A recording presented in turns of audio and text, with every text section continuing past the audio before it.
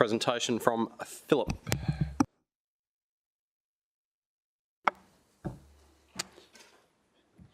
Good morning, councillors.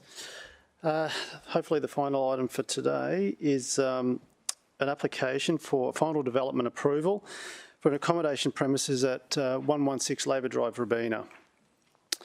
The subject site is a single parcel of land, approximately 1.2 hectares in area. It has 3 road frontages to Labour Drive, Cheltenham Drive and Rabina Station Road. The site has a single interface with an adjoining site to the south that includes a service station and small commercial complex. The site is within an area which could be described as a mixed-use character, immediately adjacent to a significant transport hub in the Rabina train station and bus interchange. Other land uses in the proximity of the site include the Rabina Hospital, a C-Bus Stadium, Bond University campuses, various commercial developments of varying heights and configurations, and similarly residential developments of varying heights and configurations, from low-rise sprawling to residential to more apartment tower forms. Councillors would be aware that this area of Rabina is located within what's called Rabina Central and is subject to the Rabina Central Planning Agreement that governs the site apart from or instead of city plan. The site is contained within the railway precinct and more specifically within the railway interchange precinct, and then has a POD attached to it, which is titled the Railway Interchange D Development Section. The proposal for the site is for accommodation premises that involves 2 residential towers, both of 15 storeys, 49.5 metres in height, and set within an area of at-grade landscaping. A total of 222 units is proposed, comprising 2 and 3 bedrooms. Car parking is provided in 2 levels of basement, lower basement and upper basement, in which 373 car parking spaces are provided, 338 for residents and 35 for visitors, both of which are compliant with the provisions of the POD. The 2 towers are with generally consistent floor plates, orientated to face north and northeast, and are separated from each other by between approximately 15 metres and 39 metres. Setbacks of the towers to the road frontages are no less than 7 metres and no less than 7 metres to the southern property boundary. When originally lodged, this was the form that the proposal took. Officers considered this to be a rather stark and austere outcome, a factor that was quite considerable in the consideration of the proposed height. Over the course of the application, and as a result of an engagement and between the applicant and council officers, this amended proposal resulted. This is now considered by officers to achieve a high quality architectural outcome. I guess if councillors need to know more about the finer merits of that, we have our architects on hand who can probably elaborate better than I can. So that was the sort of northeastern facade, and the southern facade more from the train station elevation. Assessment against the POD by officers found this development to essentially comply with the provisions of the POD, except for the provision in relation to building height. That being the key consideration in our assessment. The proposed development, the permissible building height in this particular development section is 8 stories. The proposal is for 15 stories. The POD provides Council, with the consent of Rabina, to dispense with any of the provisions, dispense or modify any of the requirements or guidelines of the POD if it's satisfied that that is warranted, having regard to those points on the screen.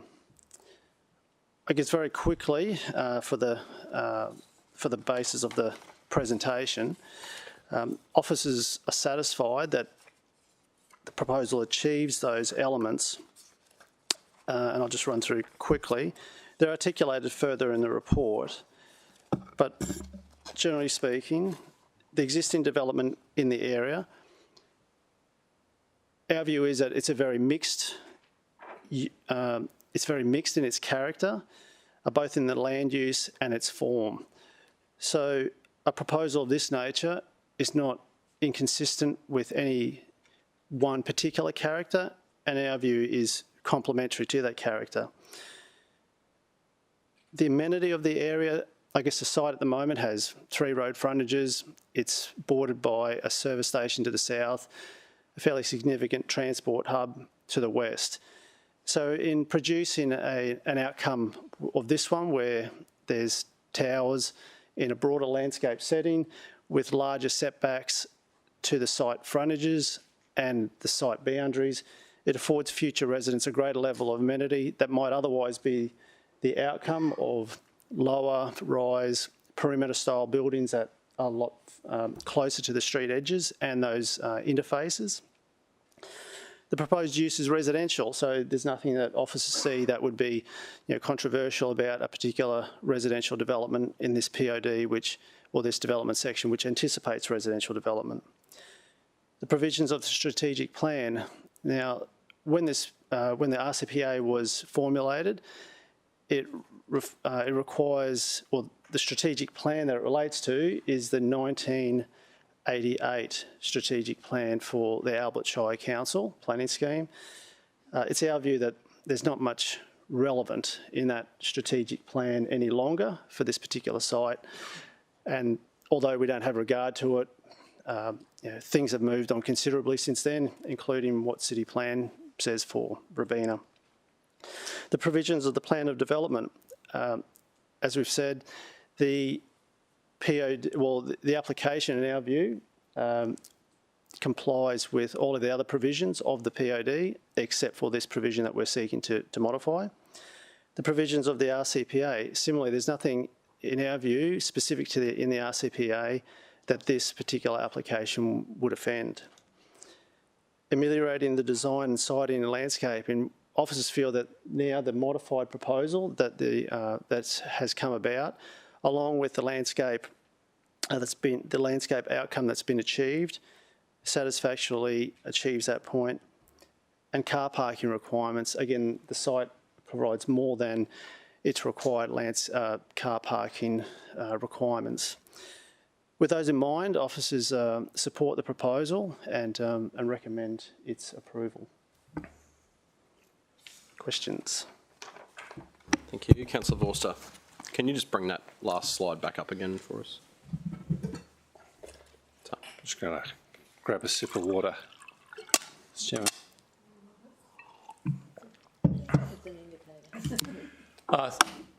Thank you, Mr. Chairman. Through you to perhaps Mick or Philip or the Director, would you mind explaining what a POD is and perhaps its relation to what may be considered a preliminary approval in the city plan?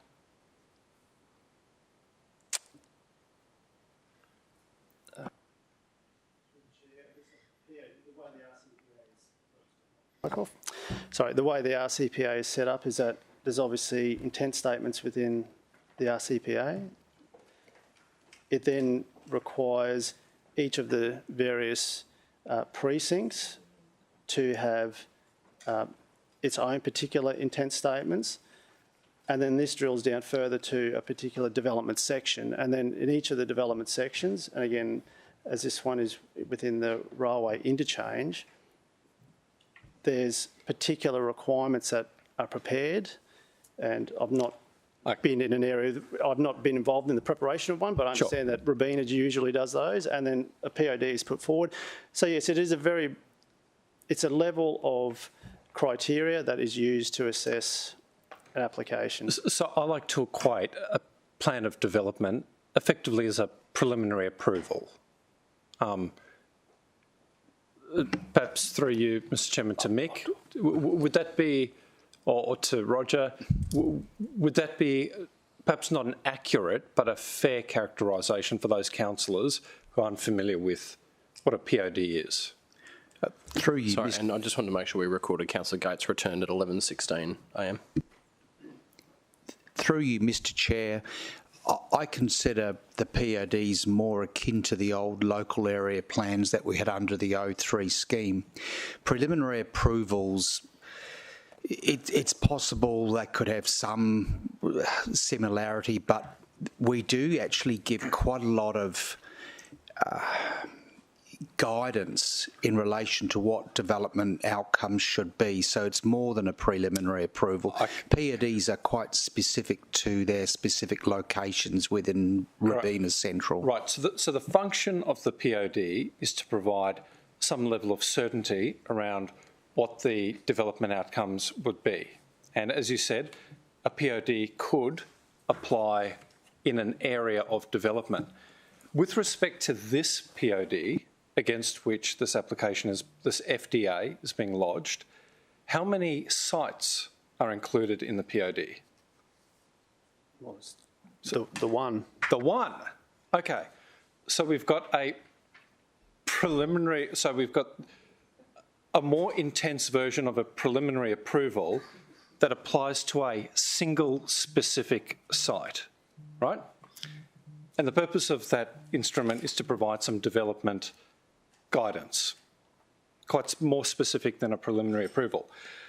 Could I just ask, when was this plan of development a planning instrument that exists for a single site, i.e. this one, when was it last amended?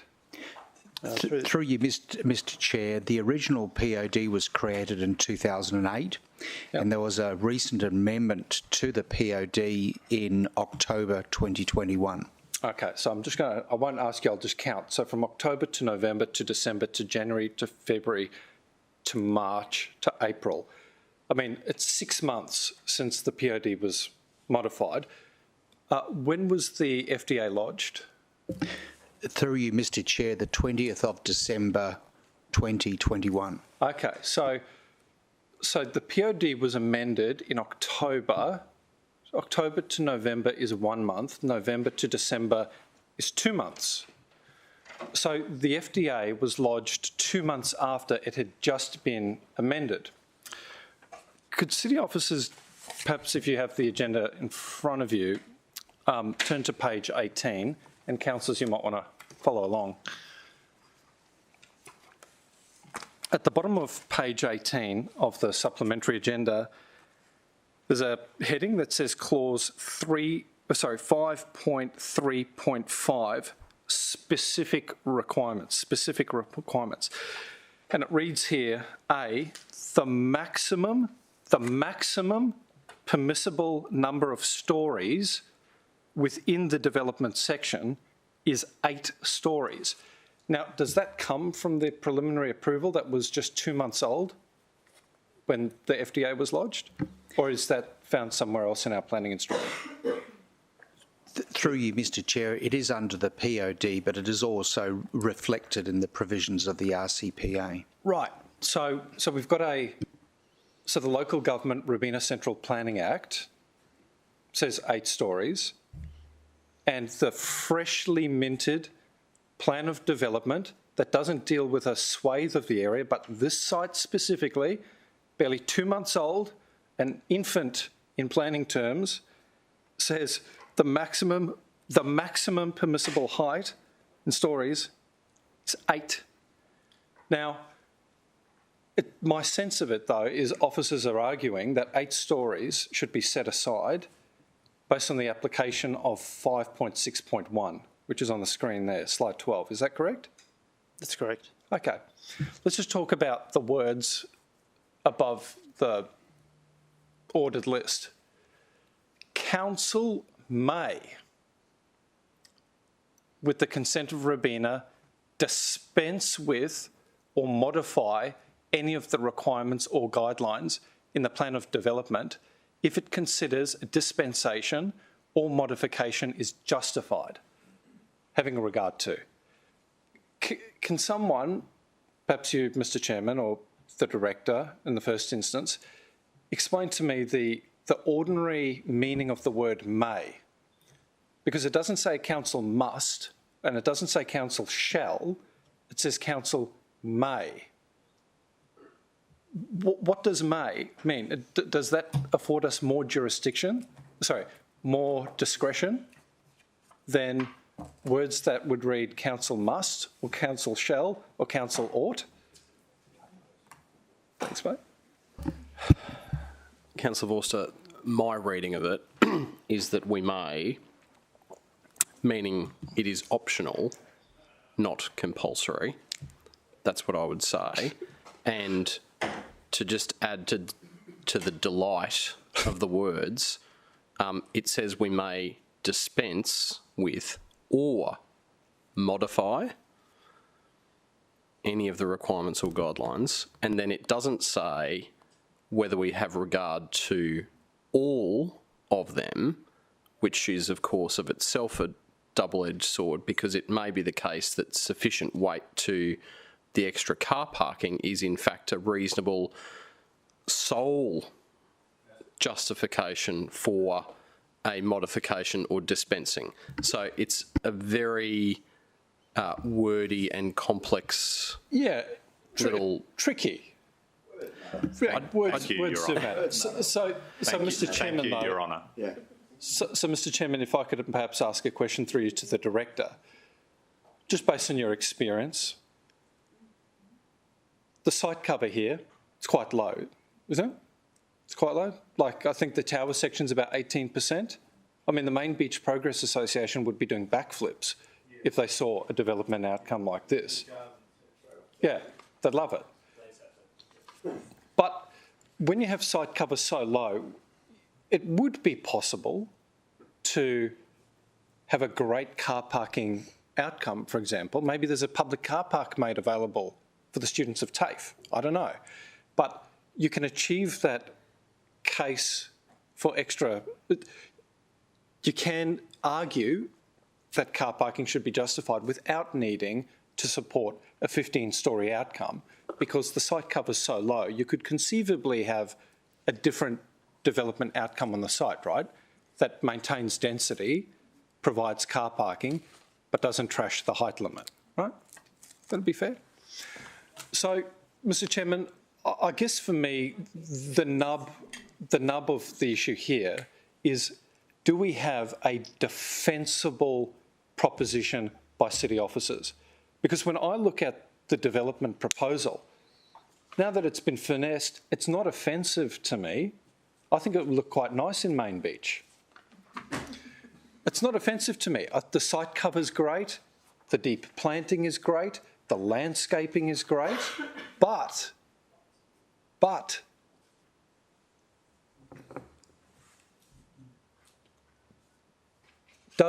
can the community have faith in our assessment of the application when the instrument under which it's being assessed, just 2 months old, says that there is a maximum permissible height of 8 stories, maximum of 8 stories, and we're being asked to support almost a 100% increase.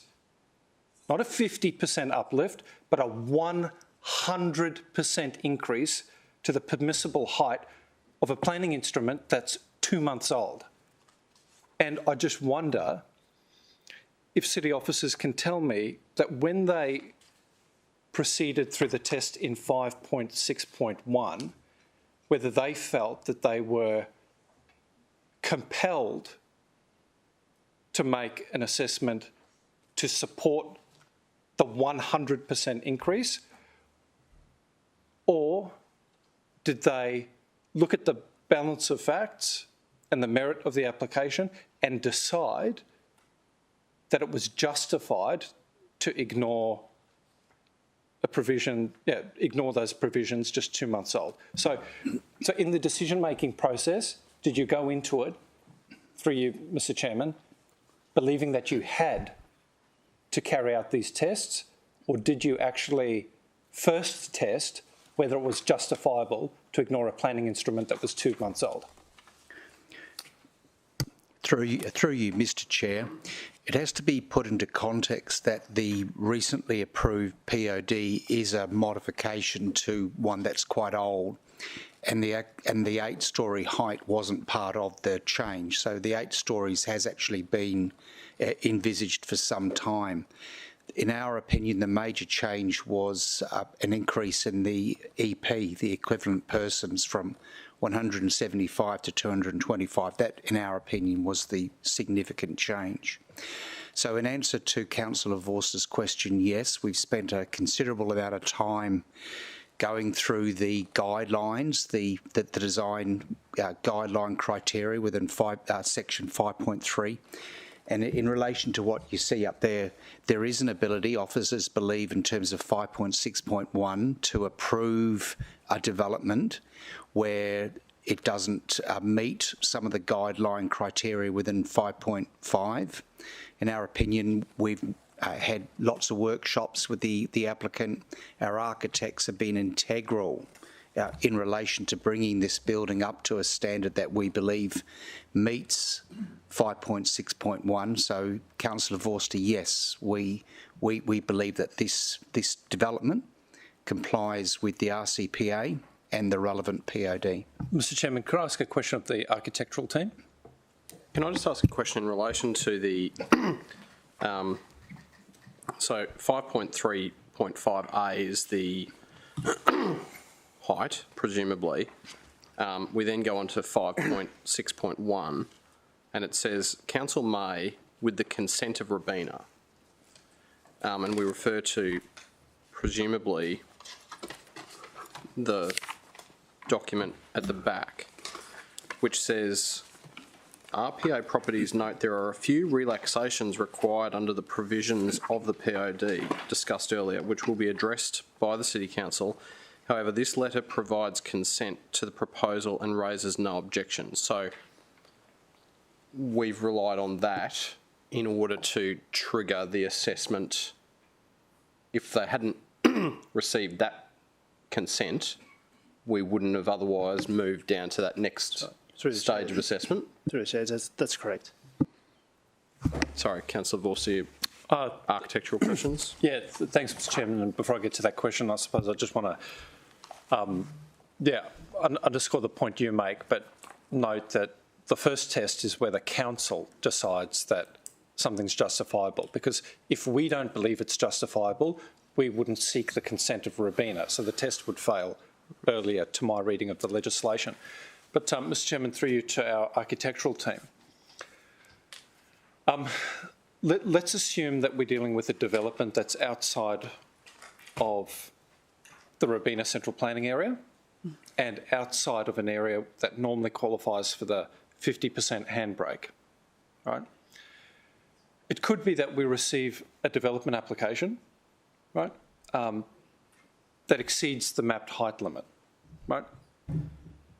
When that occurs and we assess that application, do we have regard to the design of the building? Through the chair, absolutely. That plays a huge part, and there's several design elements that we consider in doing so.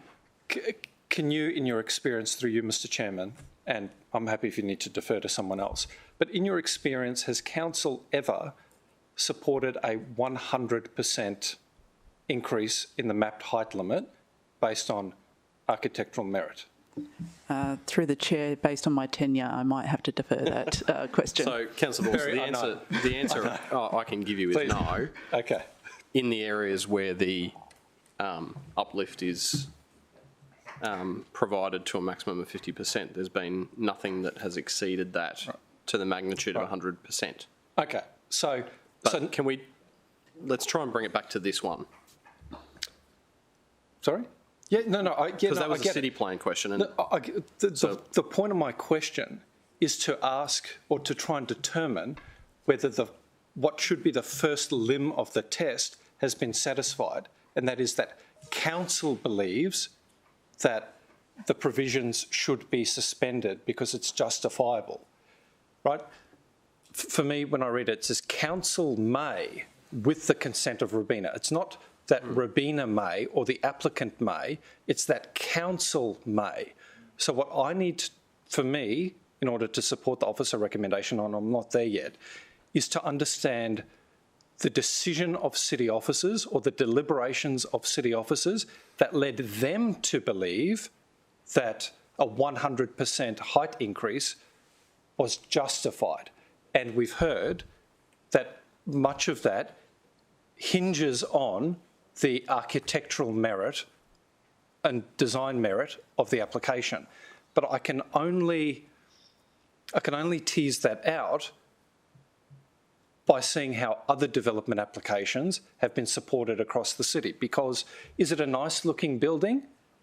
Yeah, it's a nice looking building. It would look nice in Main Beach, for example. But I'm not sure it justifies the 100%. But if city officers could point to another example of where the grandeur and the architectural quality of the building was so exquisite elsewhere in the city that justified a 100% increase, then I would use that as a benchmark when looking at this application. So, I mean, we can really only ask Jemima to talk to G because, well, maybe a bit of A or something, but the other balance of those items are all sort of more general planning questions. So I would assume that the architects were limited in their scope.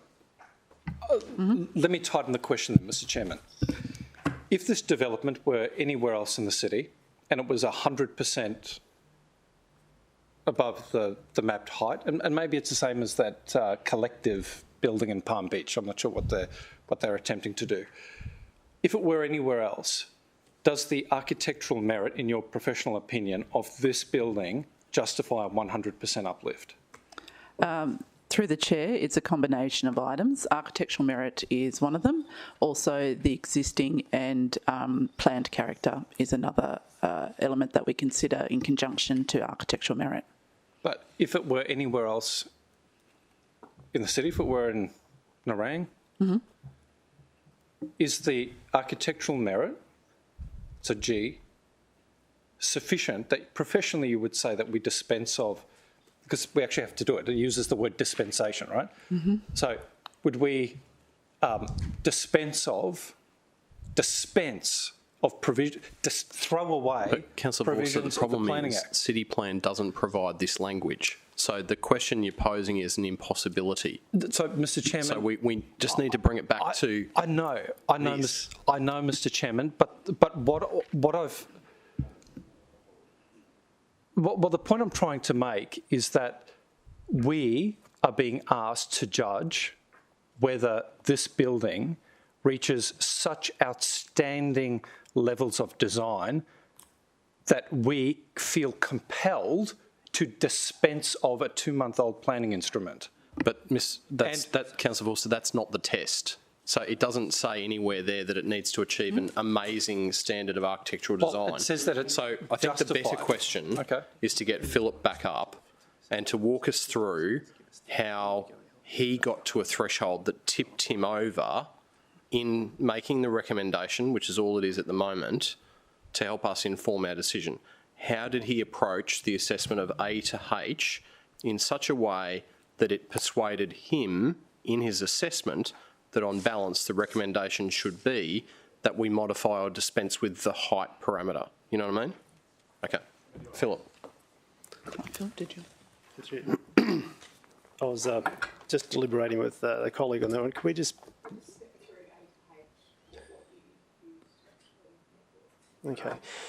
So in stepping through, and again, much like the comment that the Chair made before, not all of the provisions were something that, as planners, we stepped through individually. Some of those came with the assistance of colleagues. I think to make to start with, my first view on it is that, dispensing or modifying, and there may be other people in the room be more proficient in the English language than me, but I don't see that we've dispensed with the provisions of this POD. To me, dispense would mean that we didn't give it any consideration. Height's not an issue. Do with it what you will. I think we approached it from the position of modifying some of the provisions and understanding then whether or not it was reasonable to modify a height that, yes, it's in a POD that's more recently been amended, but that height has been there since 2008 when it was originally put together. So stepping through it, the existing development in the area. Officers and collectively we analysed the area and said, well, does this area have any particular character that this development might otherwise offend if it were there? In our view, it's a very mixed use area. It has anything from large institutional buildings, a large sports stadium, low-rise, sprawling residential development, more medium-rise residential development, high-rise office development, a significant transit hub. There was nothing there both in land use or built form that necessarily said there is a specific character here, both in land use or built form, that would otherwise be offended if this building was here. And so that was the test of, okay, understanding what the existing development in the area was. Then it was a case of looking at the existing and likely future amenity, and that was from both aspects. Well, what would be the amenity impacts of this application? And really the most significant one, if there were to be any, was what impact it might otherwise have on that lower-rise residential development across the road. And in that respect, it was, in most things, it probably came down to shadowing, and the shadow provision showed that this was not going to have a significant impact, or if any, on those particular residences. So therefore, the attention turned to what would be the likely future impact or existing amenity impact of development on this site. And if residential were to be on this site, be it in this form or another form, well, if it were in another form, and in the POD, it does have in the back of the POD like a development plan that shows a general, much like many PODs or would have, one form of achieving the outcomes of this POD, and that is perimeter style building, which presumably a lower rise, pushed to the boundaries. And the amenity impacts that we would see were from the transit hub, from the street frontages, from the service station. This proposal gave the opportunity to achieve the same density on the site, the density which came through as a result of the most recent change, but putting that in a built form which understood and acknowledged those amenity impacts and dealt with them, and possibly, and in our view, achieved a better amenity outcome for future residents. Again, the nature of the proposed use, it was residential. So in that respect, a residential tower was seen as being of no real consequence in an area where a POD recognises that residential is a permitted use in this particular location. The provisions of the strategic plan, as I mentioned earlier in the presentation, the 1988 strategic plan really had no reference to this particular site any longer. It's probably arguably whether the strategic plan came about before the RCPA was even put together, so whether it really had a lot of bearing in the original RCPA. The plan of development, again, we were satisfied that other than the height, which obviously we were asked to assess through this test, all other aspects of the POD, the intent, the type of development that was being proposed was consistent with the plan of development. Similarly, the RCPA, going through that process, analysing that, there was nothing specific other than the intent statements, which were really the same statements that are then picked up in the POD, that would cause this particular development to say otherwise it doesn't, it's not appropriate on this site. Again, I think we've talked about point G and then point H in that the car parking that is provided is an increase in both visitor and residents above the requirements.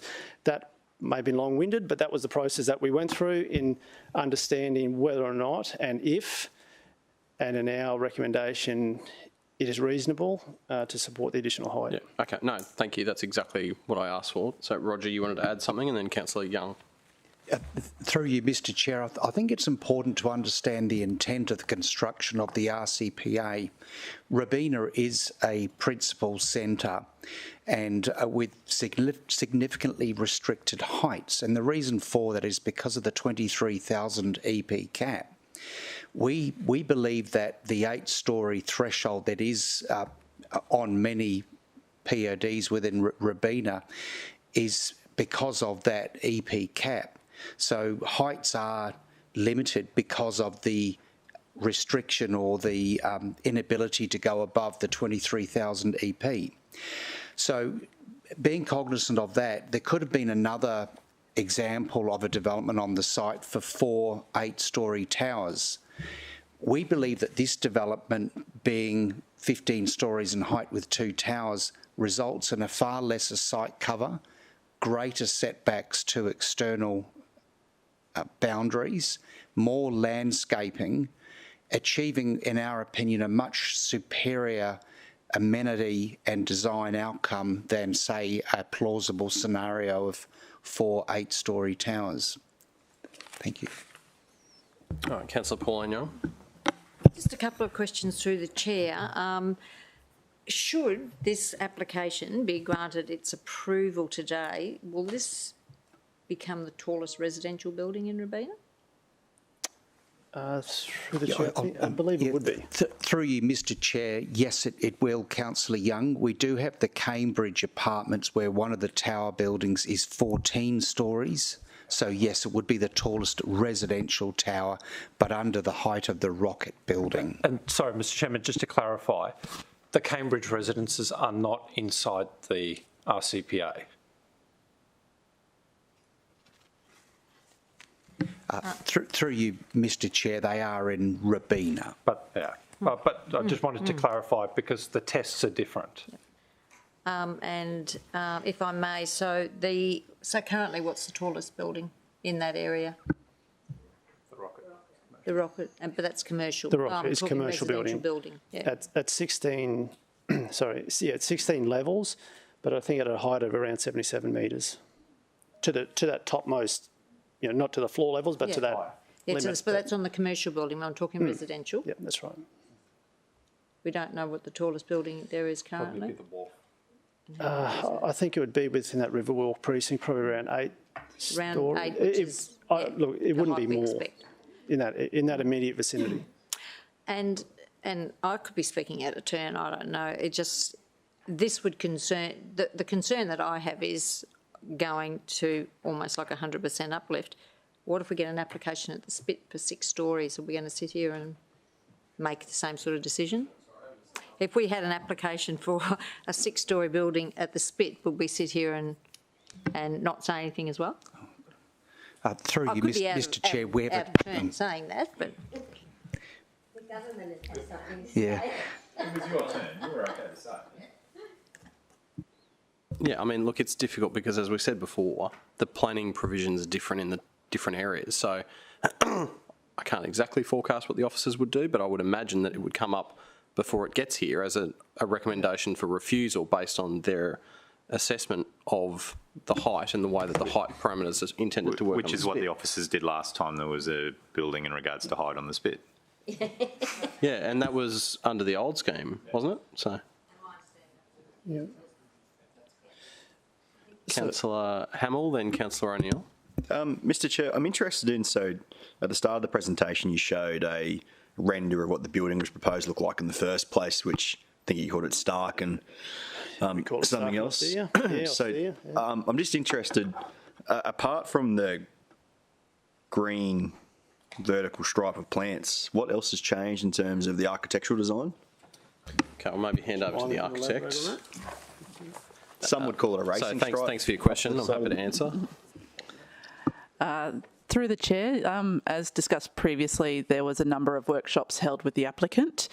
We worked with them to improve the design to a high degree of excellence. So the first things we did was to thin the balcony edges. So previously there was a concrete upstand, creating a lot of bulk to the edges of the building.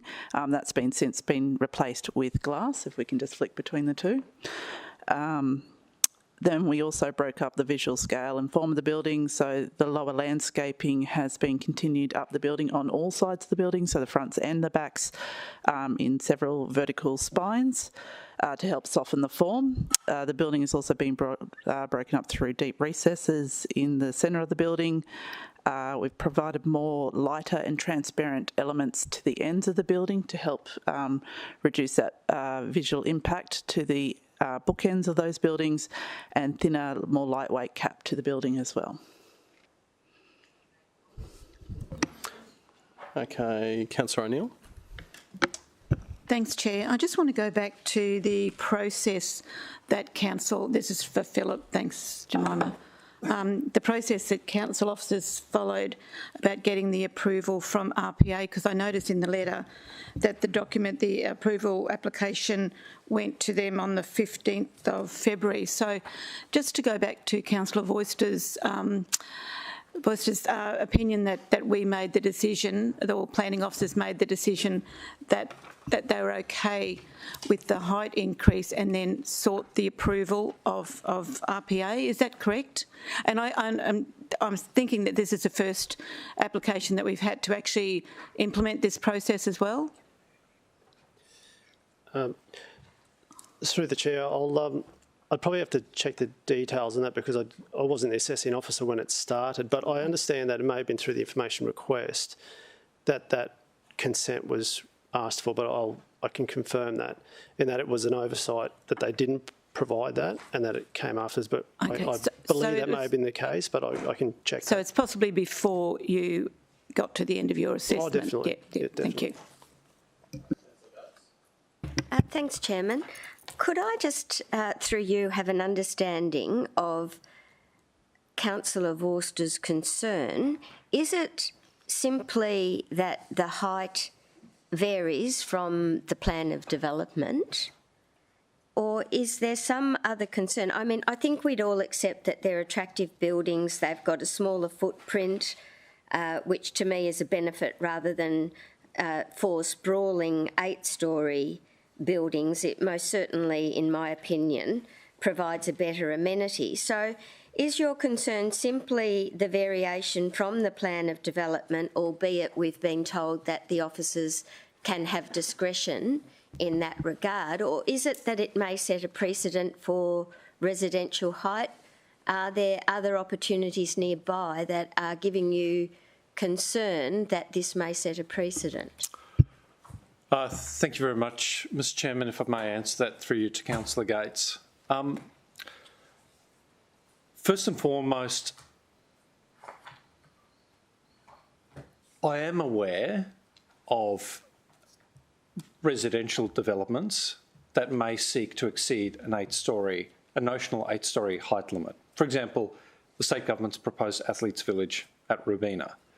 But that is not at the centre of my thinking on this application whatsoever. So precedent does concern me, but I'm more concerned about the defensibility of a possible decision to support the officer recommendation to our communities. And my sense through this process and through the questioning of city officers is I believe, this is my view, that city officers have looked for a way to support an application by a developer rather than looking at it from the public interest perspective, which is what I think is actually captured in the provisions, by asking first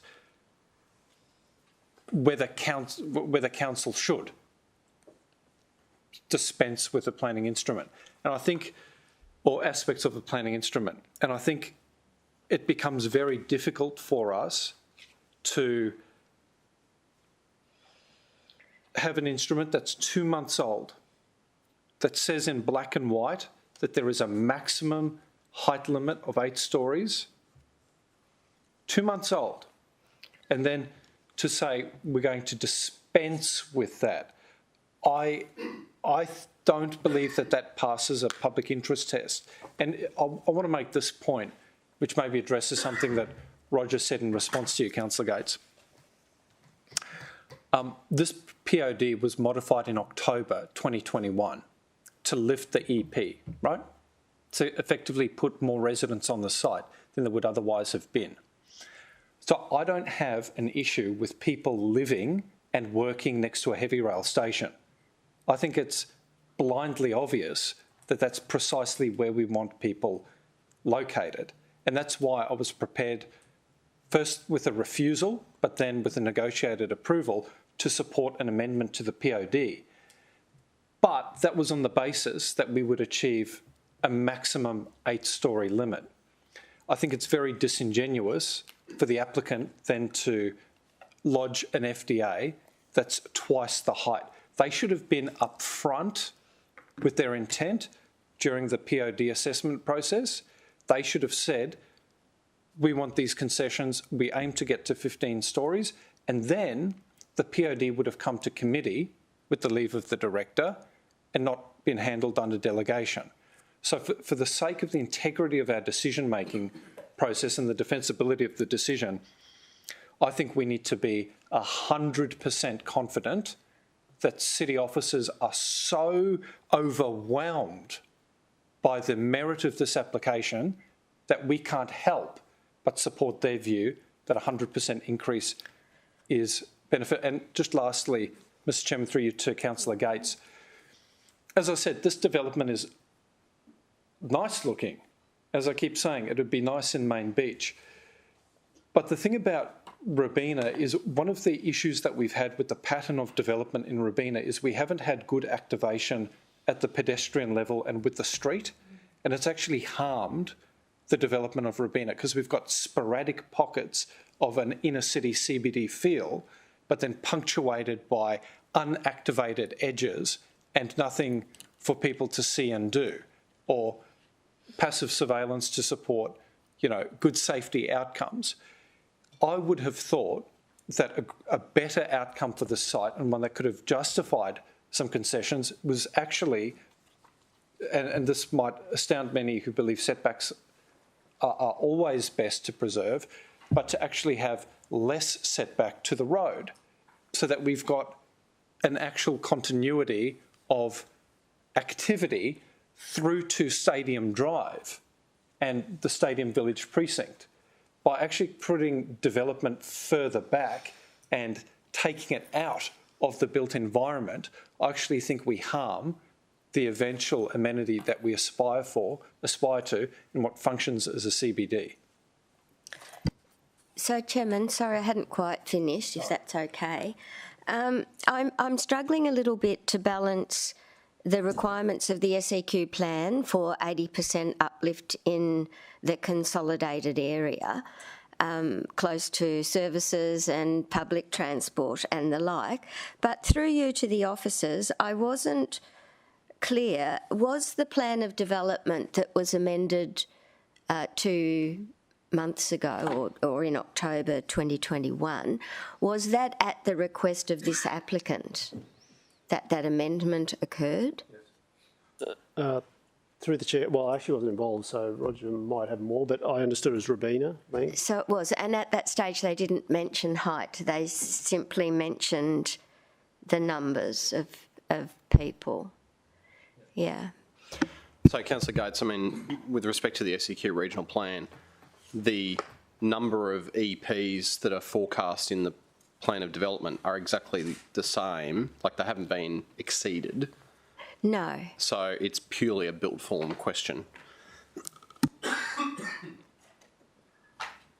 And Councillor Vorster, as contemporary as the 8 stories decision was, the paragraph that follows is as contemporary that compels us to apply that test.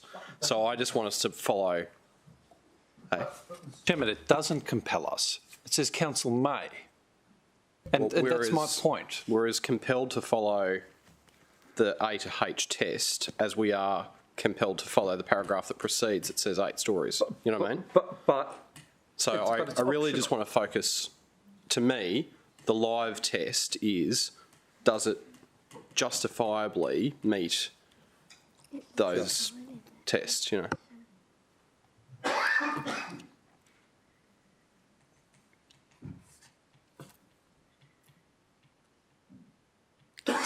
Get to 23,000. I mean, it's no different. So, Madam Chair, sorry, Mr. Chairman, through you to the Deputy No Mayor. different, it's just the configuration. It's not different. As I said, I'd rather like the look of the buildings. I mean, it strikes me as an exquisite place to live. Imagine having that amenity and working in Brisbane, right? You've got all the benefit of being on the Gold Coast. You've got a resort-style pool, and you live next to a servo. It's like, what more could you want? Greenheart. It'd be a great place to live. But the thing is, we're being asked, effectively we're being asked to take a planning instrument that's 6 months old and dispense of a height limit and support something that goes from 8 stories to 15. And I couldn't help but ask that it come to committee, because if it had to happen anywhere else on the Gold Coast, and it does, I don't think we'd support it.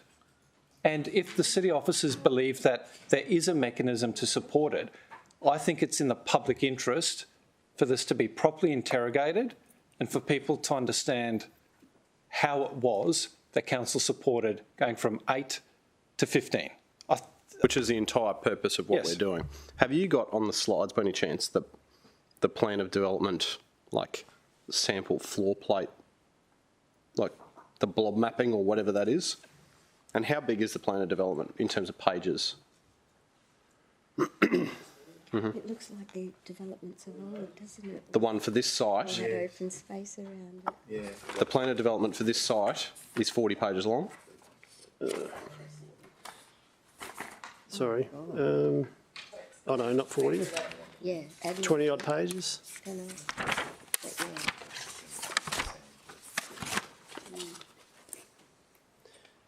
yeah. Through the chair, we don't have that indicative what's So, called. I mean, I wouldn't mind, and if anyone else wants to join me, if you could send me the POD, I would like to actually read it in its entirety to understand the context of the whole document. So anyone else wants that, put their hand up.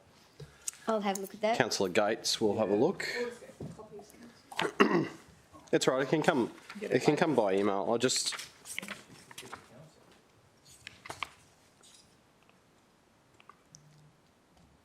And so that there is what's envisaged? That's one option, yeah. So, I mean, maybe we can just pass that around. When you say that's one option, that looks like the only option, isn't it? The only... You can turn the page upside down, you get another option. So... Through the chair... Oh. He's very relaxed, isn't he? Yeah, what's changed? It's true. He's got like a pep in his step. Yeah. Cameron's raising his eyebrows over there. Yeah. Did you bring your friend home? So, councillors... You Okay, did it. we're focusing a lot on height, but to Councillor Vorster's point, if you look at the... if you have a look at that document, and this is where I get to in terms of the context of the whole document, it has a siting plan there which talks to exactly the point that Councillor Vorster's talked about around activation of the street frontage.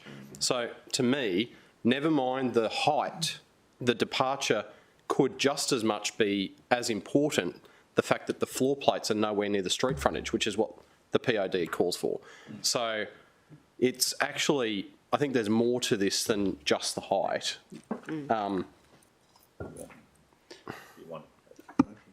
Through the chair, if I may, there is a provision in the POD at section 3, and yes, there is that indicative layout in the back. It does talk about the development control, the concept plan, being that plan that you're looking at, is based on the development requirements and guidelines contained within the POD.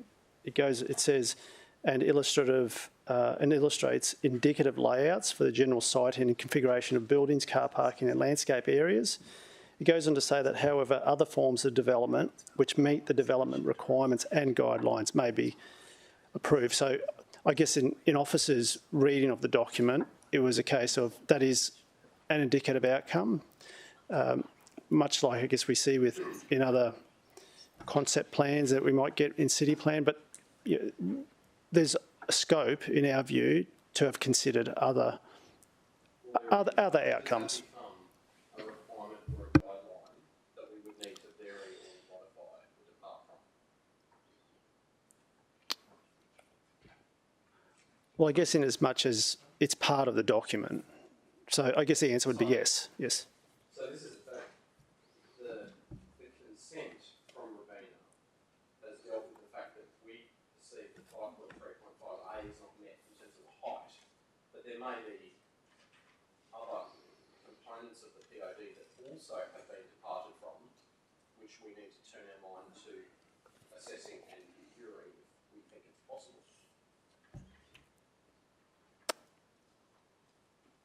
Perhaps.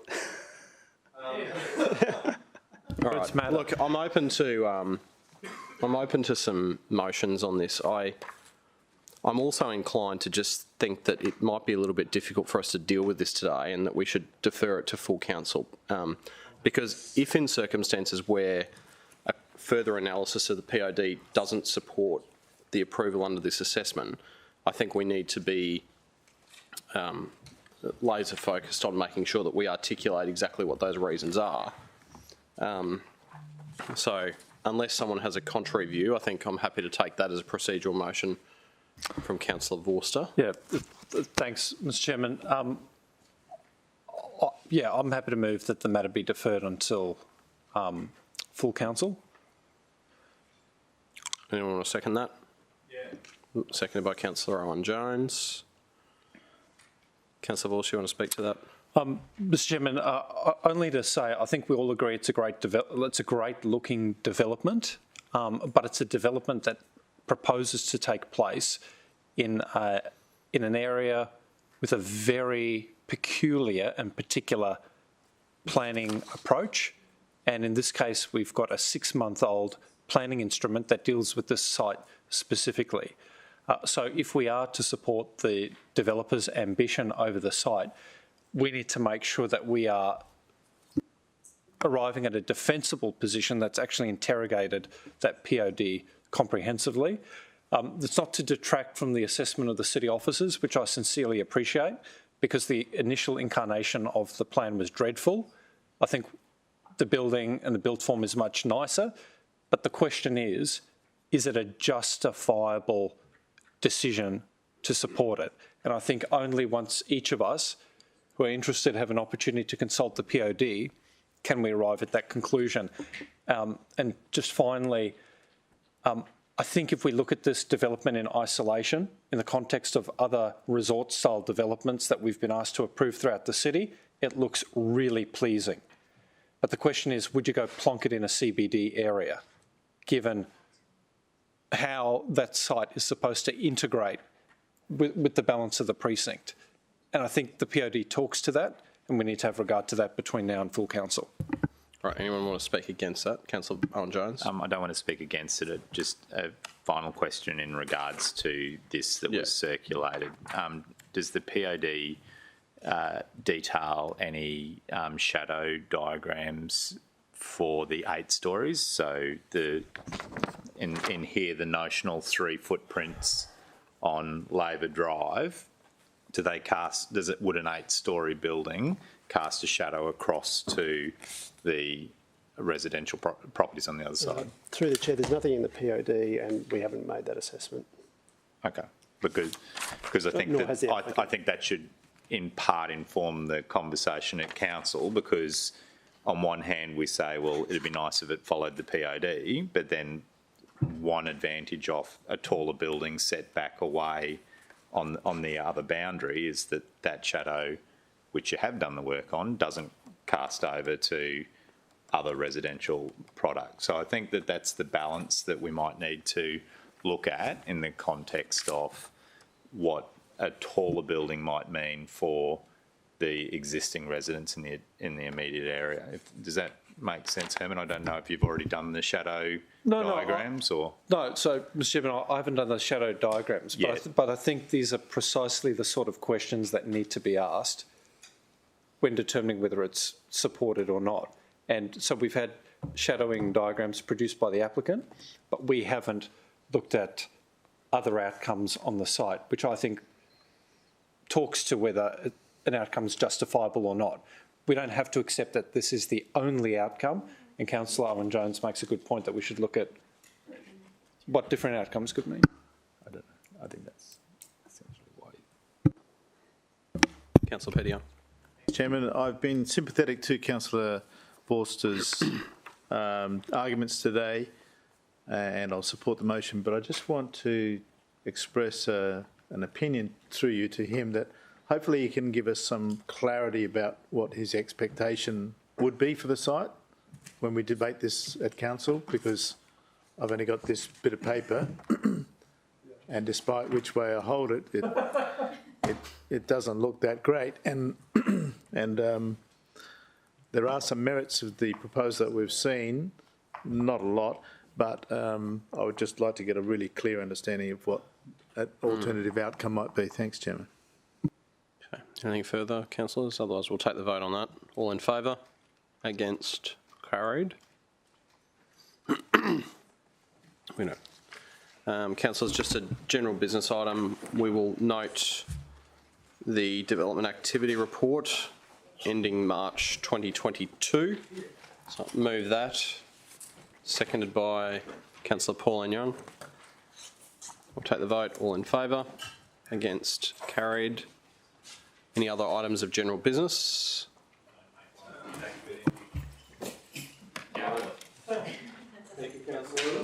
Thank you, Mr. Chair.